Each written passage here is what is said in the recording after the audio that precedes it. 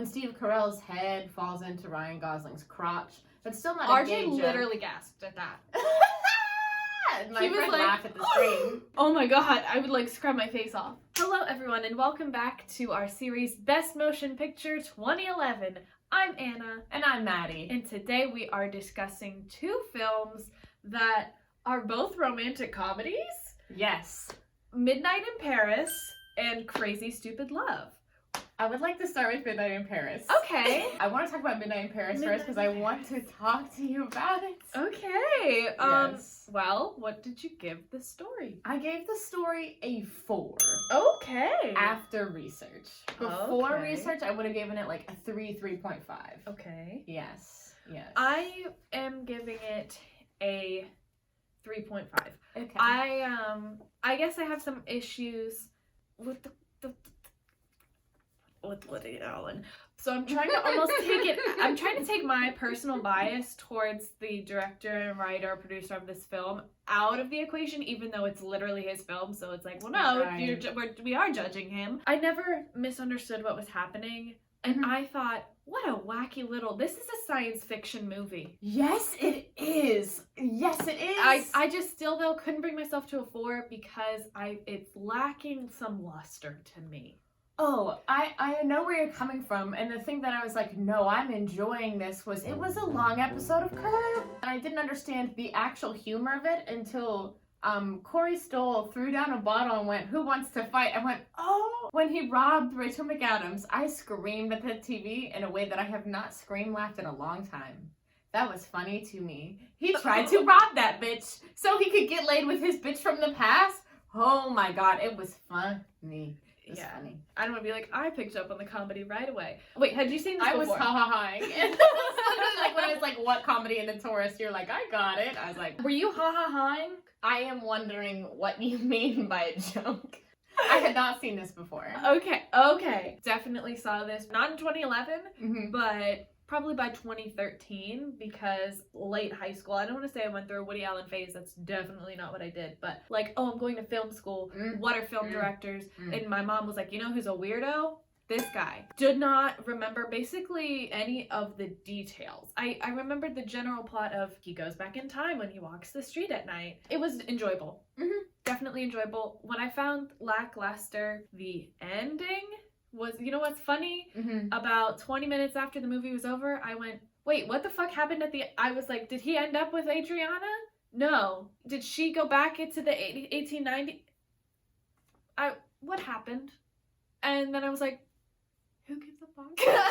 I'm not putting it back on again, even though it's on Netflix for free. More compelling, tied up differently, something that would really, then maybe I would have rated this higher. But that's why I'm like, 3.5. Enjoyable, fun, very creative. To like wrap up story, the things that pushed it over for me was apparently in 1911, 2 women whose last names were Moberly and Jourdan, they claimed that they went back in time to 18th century France. So it's like, okay, this was a thing.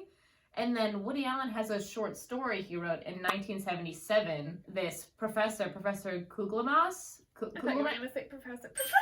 He basically blew skidoos into Madame Bovary. And then that's like France in the 19th century or whatever. So Woody Allen knows this idea and he's done it before. This was good. Yeah. This was good.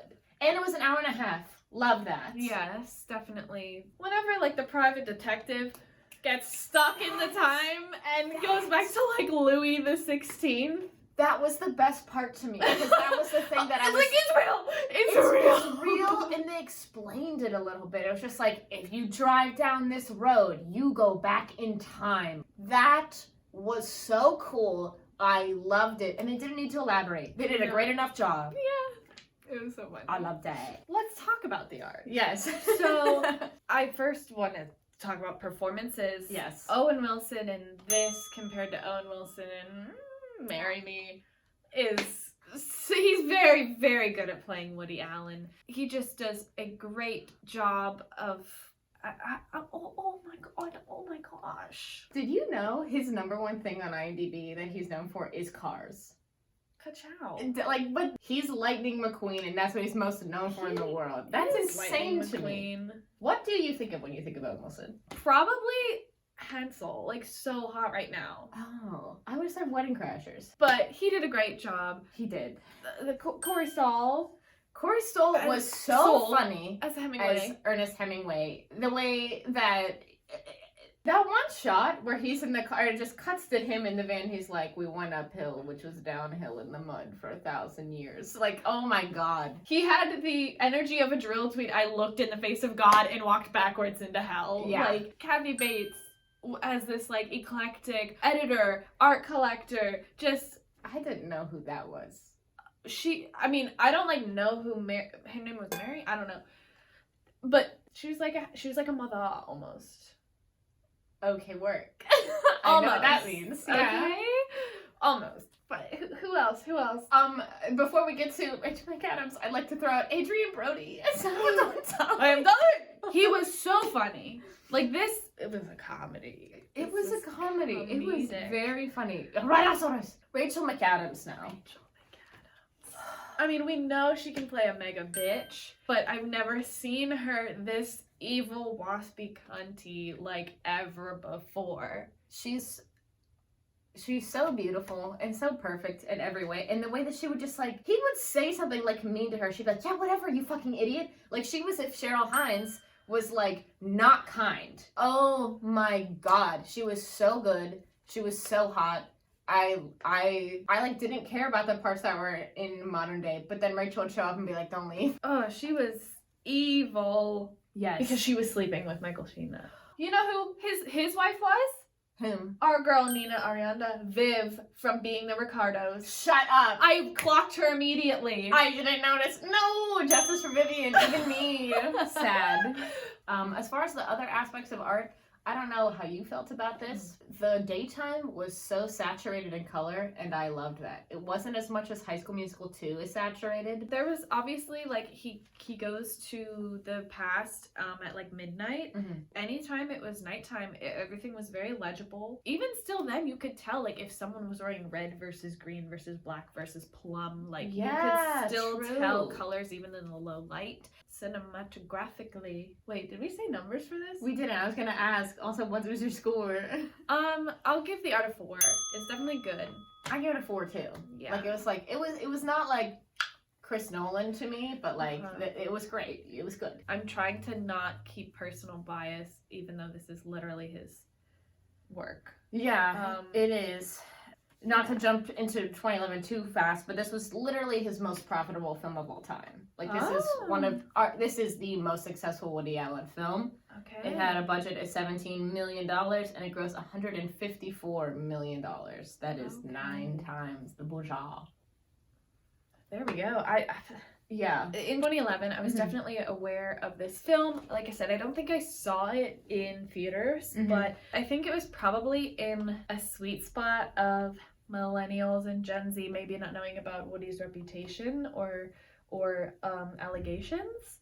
And our parents and older people who like didn't necessarily care about that yet. Yeah. Or at all. Yeah. No matter what, whenever those allegations came around or have stuck around, he's still gone on to make other movies since Midnight in Paris. I guess they weren't as profitable, but still, his career isn't ruined. It's probably not going anywhere until he kicks it. I kind of want to give this a 4.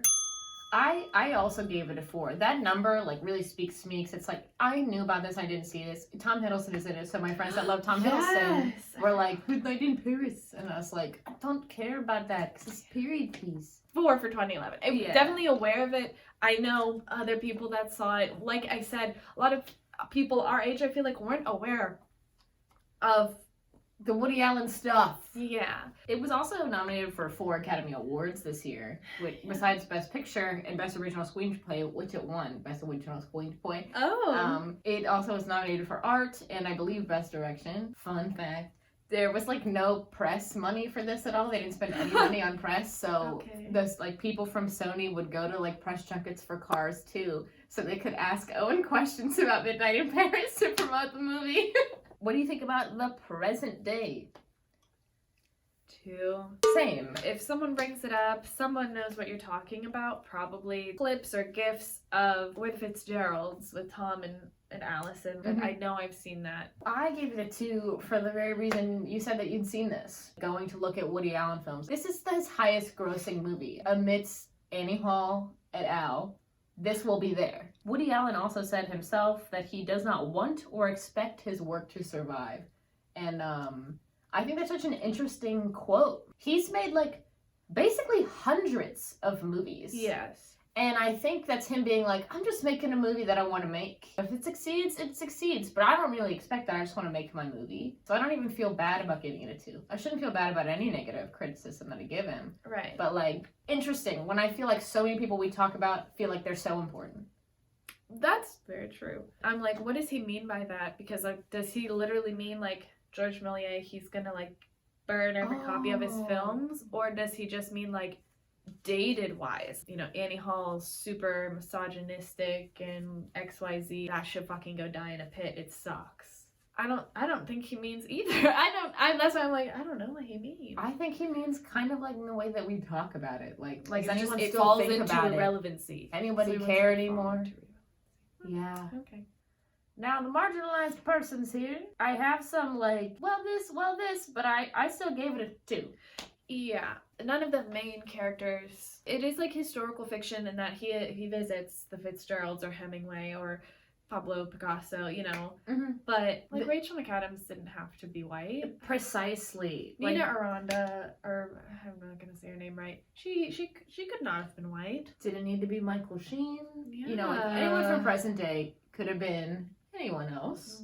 Those historical figures, I wonder if there was anyone else also living in Paris that was also a person of prominent stature at the time. Yes, it is France, but I'm like, it was that time. Somebody else had to also be there. Yeah. The one person I found who was credited, Josephine Baker. Okay. The first cab that gets him, where they're like, Ali, Ali, there's a black woman in there. And I don't know if that's supposed to be Josephine Baker or if she's the dancer at like one of those clubs that night or something. I was like, oh, okay, there's apparently a Josephine Baker here. Okay. But she either had a line that was like, come on, bud, or nothing. Right. So they didn't highlight her like they highlighted Scott Fitzgerald. There's one point where he's dancing with a woman named Juna, and apparently she's like a prominent bisexual figure, which he makes like a joke about whenever he learns who he's dancing with.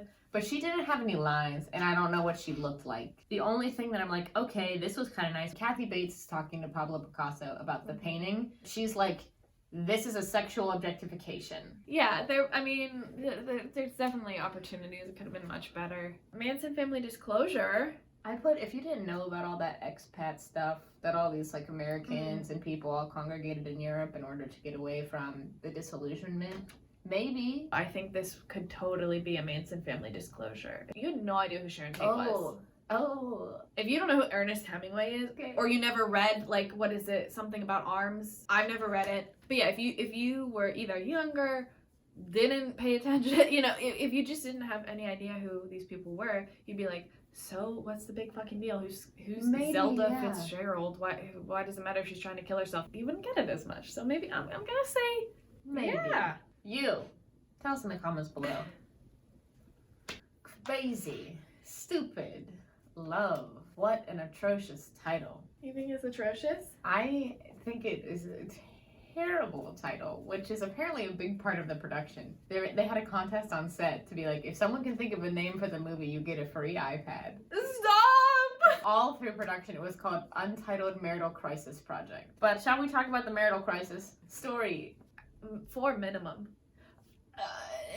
Yes. Okay, yeah. The only thing that took it away from me, I did not like the literal last scene where Jessica gives Robbie a gift. That shouldn't have happened. Yeah. That's the science fiction in this movie. But, oh my goodness, the compelling love, pain, growing, relationships, the twist. I was like, just the twist. The twist, so many twists come together. Oh my god. And then Ryan Gosling punches Kevin Bacon in the face, and it's so good. Oh, it was so good. Everything is exactly where it needs to be. Everything pays off, which is just great. Oh, I will never forget the twist because I can never shake it. Like, yeah. I wish I could to experience it again. Anything else you want to say about the story? Sure. I cannot bring myself to give it a 5 because in the end, this is still basically a romantic comedy, and people make unrealistic choices and react I think unrealistically. Jessica's dad. Like when he was like, I'm going to the house and I'm gonna fucking kill this guy that you that's accurate. But like when Steve Carell gives a speech during graduation and none of the teachers get up out of their seats and say, go sit down. That's not real. That's not real. Or like how he's like, you want a divorce? Okay, cool, I'll move out tomorrow. I disagree. I cut people off real fast. I don't know. I just can't bring myself to give it to a 5. Let's talk about the performances and the acting, though. The performances are what sell this film. Everyone is perfect. Oh, wait! Another prequel joke. La La Land prequel? Oh, yeah. And there's something else that they're in together, too. Oh, the Gangster Squad movie? Yes! I haven't seen that. Me either. I think this is a great Emma Stone. Yes. Oh, when she finds out that Josh Groban is not gonna propose. Woo! I feel like one of her best roles ever, because she's not playing a teenager as an adult. She's really likable. She's got good timing. She's strong. You root for her. Yes. You know? Ryan Gosling is really good at this. Ryan Gosling's really good in this. Yes. I like him. I do. I'm not like, oh, Ryan! But I'm like, I quite enjoy what you bring to the screen, sir. Yeah, I don't know why I'm so like, I don't want to say I like him. Because I don't think he's as good in dramas. He's fine in dramatic roles. He's funny. He's really funny. He's a Mickey Mouse Clubhouse, bitch. He should be sticking to the comedy entertainment. Yeah. I'm a little bit curious why he like chose to talk with a like Harley Quinn accent at the beginning. He kind of lost it. Like that was part of his like alpha male persona. He was a true alpha before being like, alpha online was cool. A crazy alpha male in this. Steve, Julianne. She like, there's like barely anything to that character besides the mom who made the wrong decision. And boy, howdy, she nails that performance yet again. Yeah. The scene where she's like in the study and be like, I'm down in the basement at the water heater, just... How the fuck did they have so much chemistry when they weren't even in the same room? I don't know. So good. It was so good. I also really like what Leo Tipton brings to the screen. I forgot that they were in this so much. Oh. I forgot that was part of the movie. The like tics that they gave Jessica, excellent work. Oh, I gave the art a 3 also. Because besides the performances, I was like... The soundtrack was probably the only other thing I noticed about the artistic direction of the film. Yeah, I mean, I'll give it a 3.5 because I think it was more than fair, but I don't want to say it was like necessarily great. The soundtrack, speaking of the soundtrack, the end song / credit song.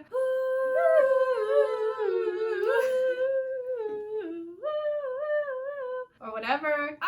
That was the wrong song. I just sang the wrong song. That was in like every trailer of all movies for 4 years.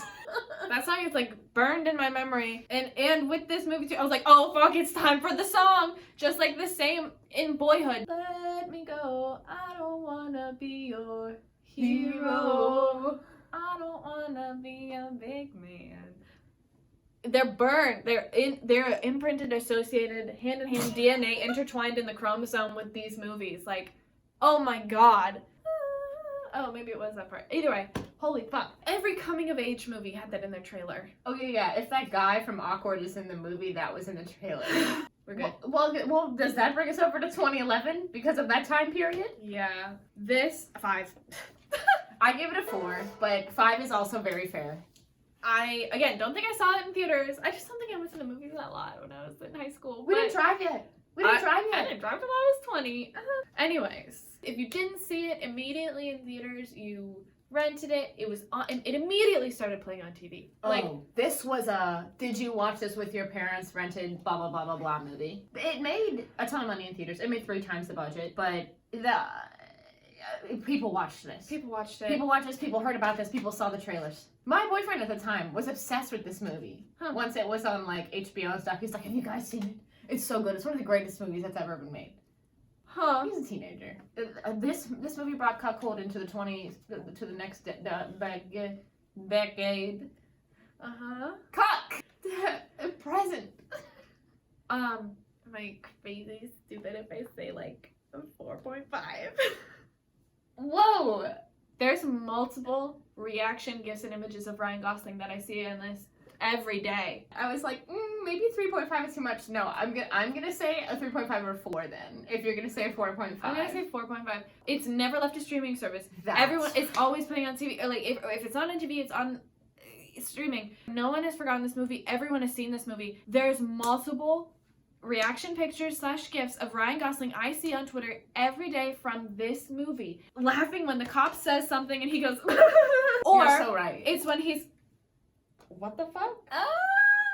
Ryan, go on. Literally. I do in fact see the laugh one all the time. I forgot that was from this movie. And then I was like, oh my god, both of those are from, like, It's I knew the wallet one was. Where are your wallets? Oh my god, they're banter. I wonder how much that was scripted. Okay, this is my present day thing. You know, like the scene of like Emma and Ryan in the bedroom is like not scripted, right? Whenever like I hook up with someone new and like that kind of starts happening, I really, every single time I do think to myself, is this gonna be like that? Is this the time?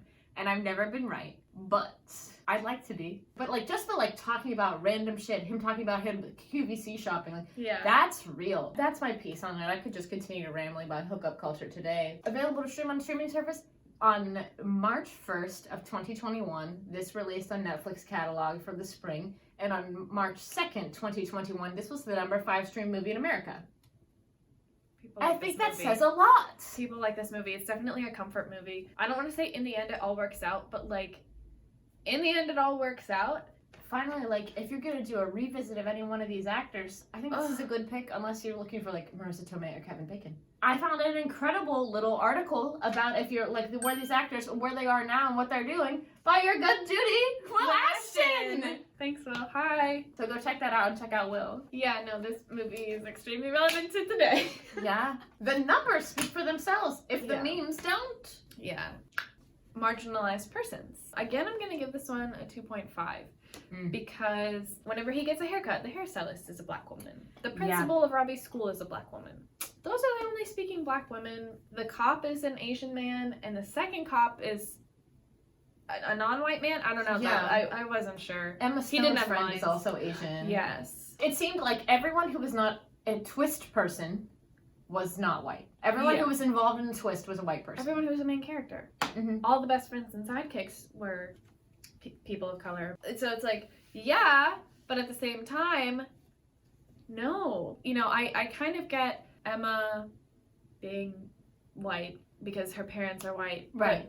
But one of them could have been non-white, I and then they think could have that, all like- been mixed. Or like Ryan Gosling didn't have to be white. I kind David of think that Lincoln he didn't have to be did. white. I think that Oh, it for would like the look... whole alpha male thing? Yeah. But Well, I think okay, Leo well- Tipton did not have to be a white person. You know what I'm saying? Yeah. Yeah. Yeah. Blah, blah, blah. But it's Kevin Bacon. Kevin Bacon did not have to be Kevin Marissa Bacon. Tomei. Yeah. Oh, in like a They didn't even crazy have- role too. Yeah, I bet she had fun. She had so much I bet fun. she had so much fun. Yeah, there were definitely other people that could have been not white Mm-hmm. that were more integral and more part of that main ensemble, but we did get support. So that's why I'm like, 2.5. Definitely room to grow, but like better than movies we've seen before. So that's why I'm like, The only reason I'm going to give it a 2 is because there was not even a gay joke. No, he thinks Ryan Gosling is gay whenever he first sees him with 2 girls, and he's like, blah, blah, blah, blah, blah. And Steve Carell goes, gay. He thinks it happens. That's like the first time he sees him. And then that's why he keeps on seeing him, and he's like, I don't want to blah, blah, blah, my cock. Anyways. Manson family disclosure. No. No. If you got up in the theater and went to go pee during a twist, you missed the whole movie. Well, those were our thoughts on Midnight in Paris and Crazy Stupid Love. Crazy Stupid Love definitely wasn't nominated for any Academy Awards. Right, and this is how well we scored it, so I don't know. Like this video if you like it, click that subscribe button and subscribe for more content from us. Leave a comment down below on your thoughts on these movies. Get tuned in next time, where we discuss Moneyball versus Bridesmaids. Bye! Bye. Bye.